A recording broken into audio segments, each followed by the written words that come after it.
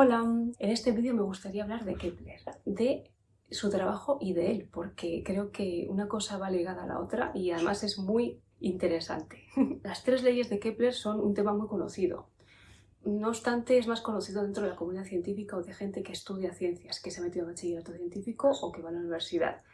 No es tanto de la cultura popular, así como sí lo son las leyes de Newton, porque se estudian yo creo que en el colegio, ¿no? En el instituto.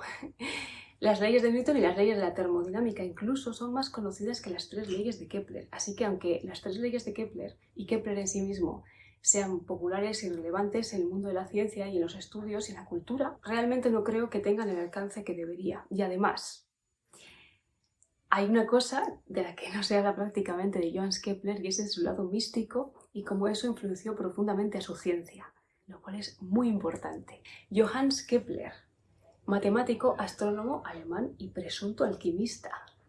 Y esto es muy importante porque no está demostrado que haya sido alquimista, pero sí hay indicios muy fuertes que apuntan a que lo ha sido. Johannes Kepler fue un científico de la época, del siglo XVI-XVII, o sea, cuando los científicos eran otra cosa.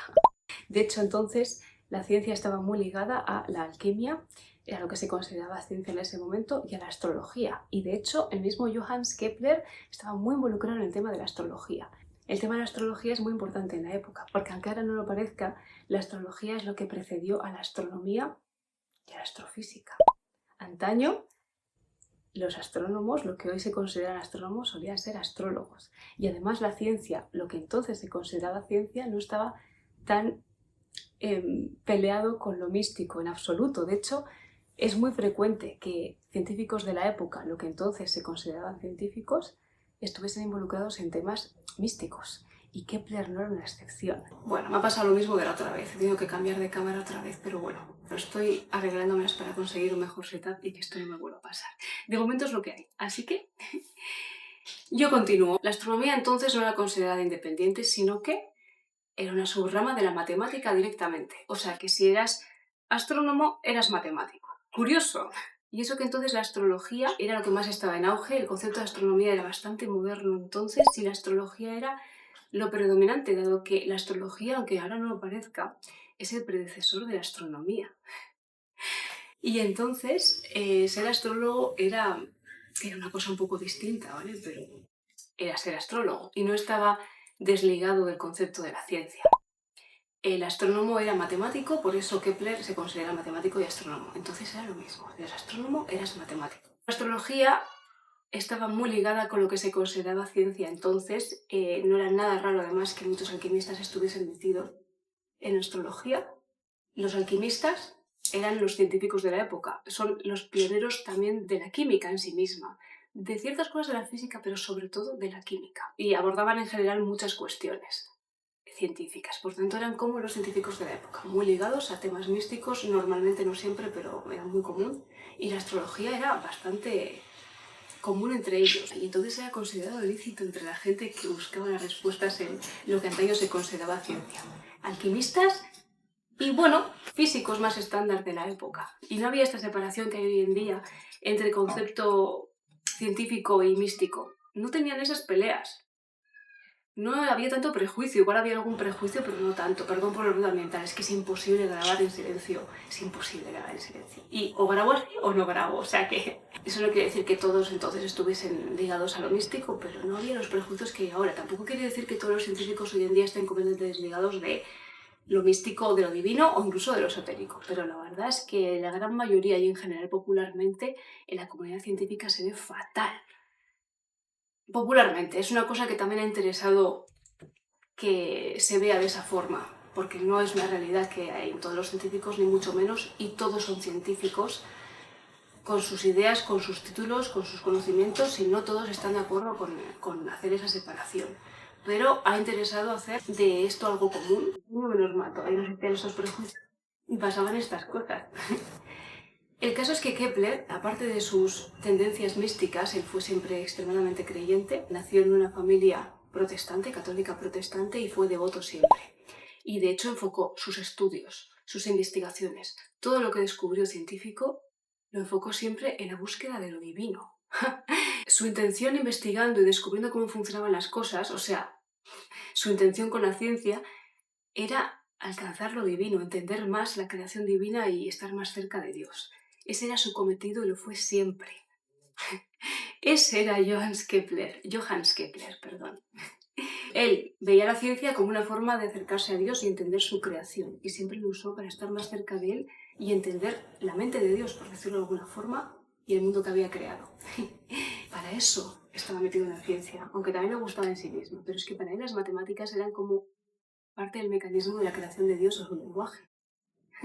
Tiene entre sus trabajos libros sobre teología y sobre ciencia indistintamente. Es más, la mentalidad de la época era tan diferente y su mente era tan peculiar que tiene un trabajo que relaciona el movimiento planetario con la música. A mí me parece maravilloso. Con la música, que a él también le gustaba bastante y también relacionaba con lo de... ¿Por qué estas cosas no se enseñan? A mí me parece súper interesante. Es menos tostón que muchas cosas que has dicho. Sí. A mí me lo enseñáis así y sí.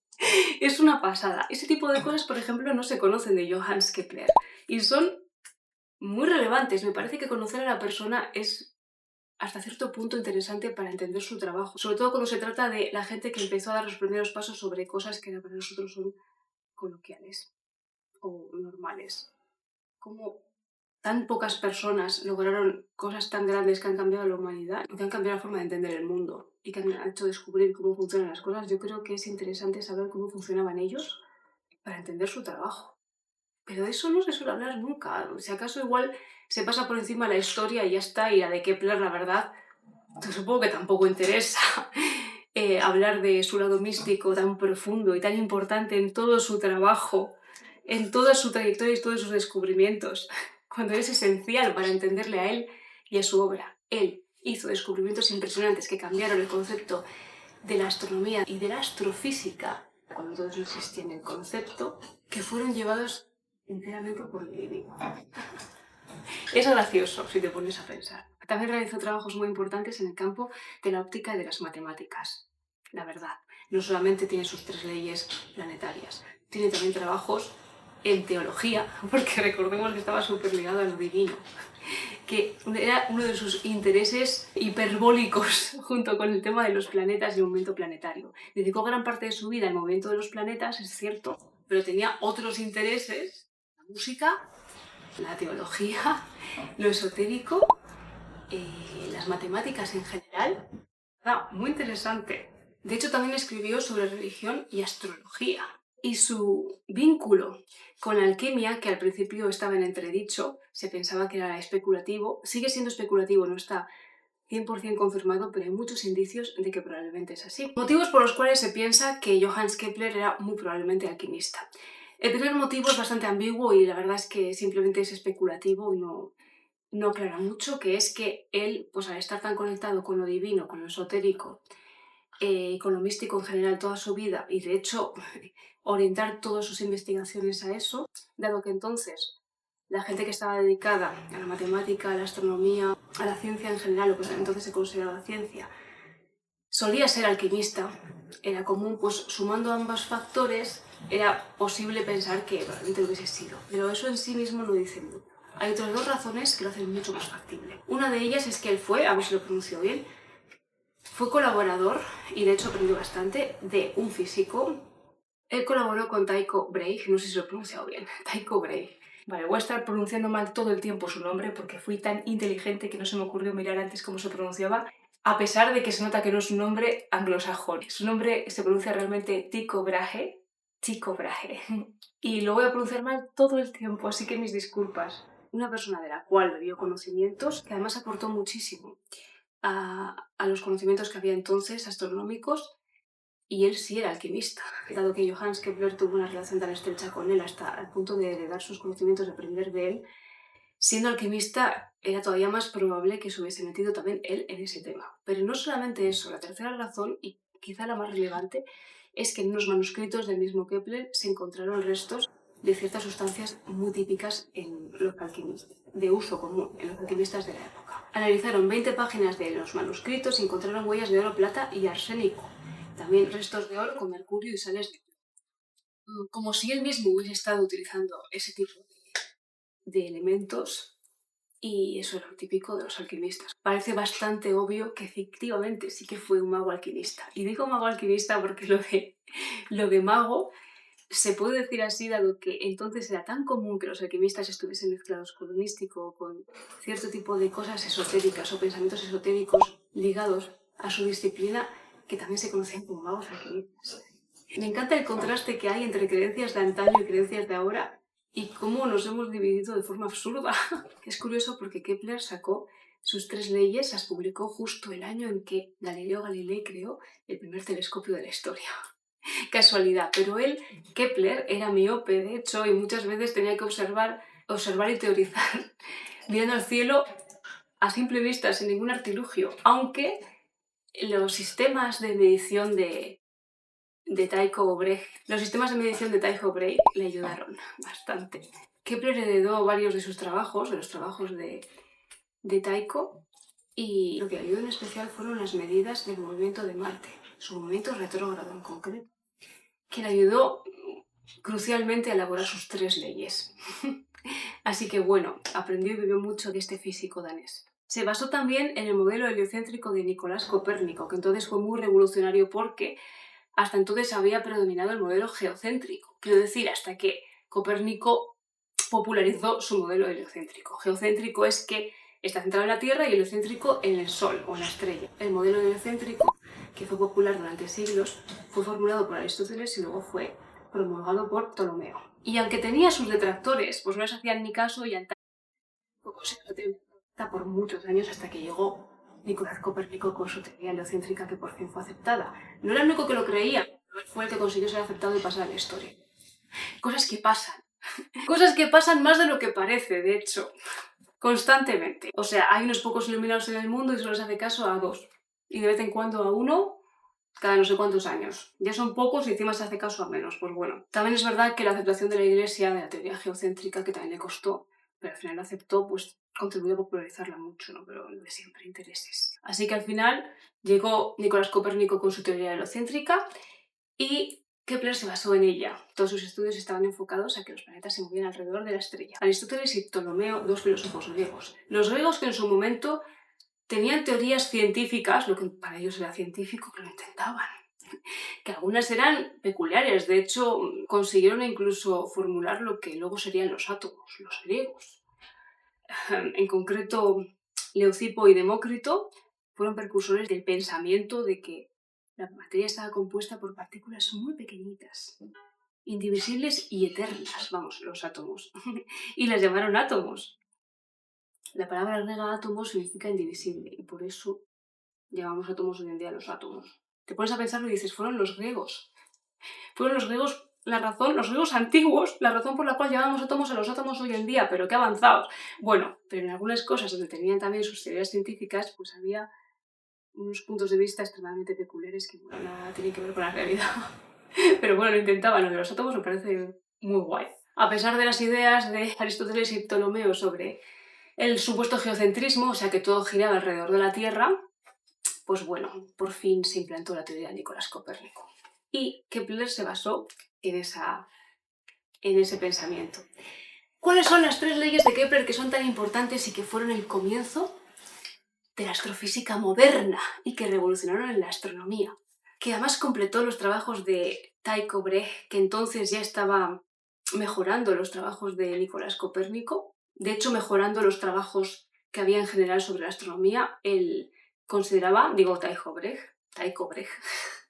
consideraba que no se podía medir o prever los movimientos planetarios de una forma arbitraria, en plan, pues estudiando un par de movimientos y previendo cómo sería, sino que había que hacerlo sistemáticamente, estar ahí noche tras noche analizando los movimientos para estudiar cada milímetro de cómo se comportaban y poder establecer un sistema completo, complejo y lo más riguroso posible. Así de exigente era el genio y así acabó con el Kepler, que Kepler estaba fascinado con sus estudios. Las 3 leyes de Kepler. ¿En qué consisten? Porque es muy interesante. Y merecen tanta atención como las leyes de Newton y como las leyes de la termodinámica. Primera ley de Kepler.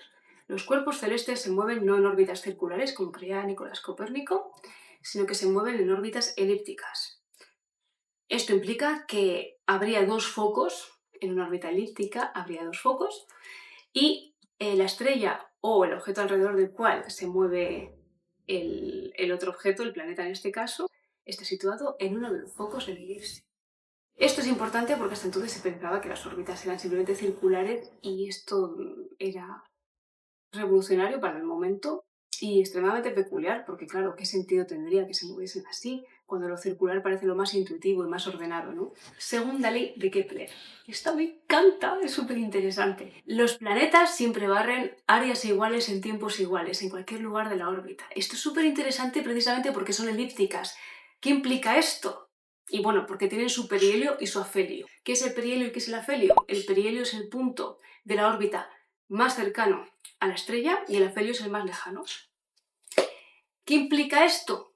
Que si barren siempre áreas iguales en tiempos iguales en su trayectoria, cuando el planeta está más lejos o el objeto está más lejos de su estrella, el área se distribuye a lo largo. Entonces, la curva que hace el planeta tiene cierta longitud, pero ¿qué pasa cuando está situado más cerca de la estrella? Tiene que barrer el mismo área. Entonces el área se distribuye de una forma diferente porque ya está más cerca. En lugar de distribuirse a lo largo, también se distribuye a lo ancho. Hay que recordar que la estrella está en uno de los focos de la elipse, o sea, la órbita es una elipse, no un círculo, y el Sol o la estrella está en uno de los focos de la elipse. Por tanto, siempre hay un momento en que está el planeta más lejos de su estrella y otro en que está más cerca, pero tiene que barrer áreas iguales en tiempos iguales. ¿Esto qué implica? Cuando está más lejos, el mismo área se distribuye de forma alargada, entonces la curva que hace el planeta en su trayectoria es de determinada longitud. No obstante, cuando se acerca a la estrella, tiene que barrer el mismo área en el mismo tiempo, y al estar más cerca, el área se distribuye de forma diferente. O sea, el área ya no se distribuye tan a lo largo, en el radio de la órbita, sino que se distribuye también más a lo ancho. Por lo tanto, la trayectoria curva que efectúa el planeta también es más grande. ¿Esto qué implica? Que para barrer áreas iguales en tiempos iguales, el planeta tiene que ir más rápido cuando está más cerca de la estrella y ralentizar su velocidad cuando está más lejos. Y es efectivamente lo que pasa. Los planetas o los cuerpos en general van acelerando su velocidad según se acercan a su estrella y van ralentizando su velocidad según se alejan de ella, y así cíclicamente. Y es que encima esto coincide perfectamente con la ley de gravitación de Newton, que fue formulada tiempo después, de hecho, no mucho después, pero porque precisamente en este cambio de velocidad a mayor y a menor está implicado directamente la atracción gravitatoria. Es genial. Los resultados que completó él le permitieron terminar las tablas rudolfinas y cumplir con el encargo que le hizo Tycho. Todo esto lo publica en el año 1609 el propio Kepler en su Astronomía Nova. Además, aquí habla sobre el origen de los movimientos planetarios, lo cual fue un precedente de las teorías newtonianas y es extremadamente meritorio. Por mucho que él fuese aprendiz, colaborase con Tycho, la teoría de las órbitas elípticas y la introducción de la fuerza solar como causa de los movimientos planetarios eran solo cosa suya y fue terriblemente visionario para la época. O sea, no solamente se basó en los trabajos de Tycho, sino que además él complementó muchísimas cosas con su propio ingenio únicamente que fueron revolucionarias para la época. Se basó en sus conocimientos, pero él aportó muchísimo por cuenta propia y eso es muy importante, que a veces también se le quita un poco de mérito. Tercera ley de Kepler, ley de los periodos, y esta implica una fórmula. Esta fórmula de aquí. El cuadrado del periodo de cualquier planeta alrededor de su estrella es proporcional al cubo de su distancia hasta la estrella, o sea, de su radio. ¿Qué significa esto y para qué sirve? Es muy sencilla de aplicar y además es muy útil. Es bastante simple, pero al mismo tiempo su descubrimiento fue bastante complejo. O sea, todo el mérito. De hecho, es la ley que conlleva el nacimiento de la constante de Kepler, que tiene una constante en sí misma. Además, con esa fórmula, periodo de revolución al cuadrado igual a la constante de Kepler por la distancia media de la Tierra al Sol del planeta al cubo, se pueden calcular muchísimas cosas distintas. Por ejemplo, vamos a usar Marte, que la Tierra es muy mainstream. ¿Cuál es el periodo orbital de Marte alrededor del Sol? Si su distancia media es de 1,52 unidades astronómicas. Una unidad astronómica es la distancia de la Tierra al Sol y es como se toman medidas de referencia para la distancia de otros planetas, para calcular la distancia de otros planetas. Si una unidad astronómica son 150 por 10 a la 6 kilómetros y la constante de Kepler son 3,10 a la menos 19 segundos cuadrados por metros cubo, es muy fácil, teniendo en cuenta que la tercera ley de Kepler es esta Entonces, lo que hay que hacer es cambiar los valores. En este caso se puede aplicar la fórmula tal cual. Teniendo en cuenta que los periodos de revolución están al cuadrado, pues pasar al otro lado como raíz cuadrada de la constante de Kepler por el radio al cubo. Entonces, se sustituyen los valores y da esto. Y ese es el periodo orbital de Marte alrededor del Sol. Así de sencillo. Luego se puede complicar un poquito más según lo que se pida, o lo que se quiera calcular, pero básicamente uno más sencillo. La distancia media entre la Tierra y el Sol, por ejemplo. Es muy fácil, en este caso, en lugar de aplicar la fórmula tal cual, se calculan valores según la fórmula, cambiando algunos conceptos. Por ejemplo, se despeja la incógnita, que en este caso sería la distancia media entre la Tierra y el Sol, ¿no? El radio. Entonces, al pasar el radio, la constante de Kepler estaría dividiendo al periodo de revolución al cuadrado y todo ello sería una raíz cúbica porque se ha pasado al otro lado pues, el cubo del radio originalmente. Entonces, sustituyendo los valores, pues esta es la distancia media entre la Tierra y el Sol. Luego hay cosas todavía más complicadas, pero bueno, estos son muy sencillos. Y bueno, este ha sido el vídeo, espero que haya sido interesante. Es un tema que no pensaba traer, la verdad, pero al final dije, bueno, ¿por qué? O sea, quiero decir, no me gusta hablar de las cosas que son muy mainstream.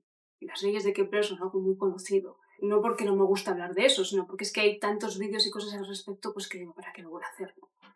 Pero me parecía que estaba interesante el tema de poner en contexto quién era Kepler con sus teorías, aunque fuese brevemente, la verdad que no ha sido un vídeo muy elaborado, pero no sé, me hacía ilusión.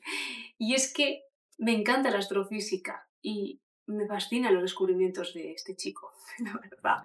Y esa mentalidad suya que tenía, esa forma de ser tan mística, esa unión con lo divino, con lo esotérico, que a veces se ve en científicos antiguos y de lo que se habla tan poco, me parece también muy relevante a considerar, la verdad, a comentar. Creo que es importante. Está bien explicar las tres leyes y que haya un poquito más de información, porque sí es verdad que no es lo más popular, aunque sí es conocido, no es lo más popular. Y está bien, siempre está bien hacer un poco de divulgación sobre ella, pero aparte sobre el mismo Kepler. Y esa forma de entender las teorías y los descubrimientos en base a cómo eran los científicos que las descubrieron y que investigaron. Me parece muy relevante. Yo creo que debería estudiarse más así, este tipo de cosas, y contarlo todo sobre ellos. De hecho, me extendería un poquito más si tuviese más tiempo, pero es que quería hacer este vídeo un poquito más corto y además, como estoy empezando todavía, tampoco quiero hacer vídeos demasiado largos. Además, me estoy hartando ya del ruido que hay alrededor. Bueno, espero que el vídeo haya resultado interesante. Al menos. Me gusta traer temas diversos, no solamente de ciencia, pero sobre todo de ciencia, pero muy diversas ramas. Así que probablemente el siguiente vídeo también sea de algo relativo a la ciencia, aunque no sobre astrofísica. No obstante, la astrofísica es un tema que me apasiona, así que no será la primera vez que salga. Y en forma bastante más profunda.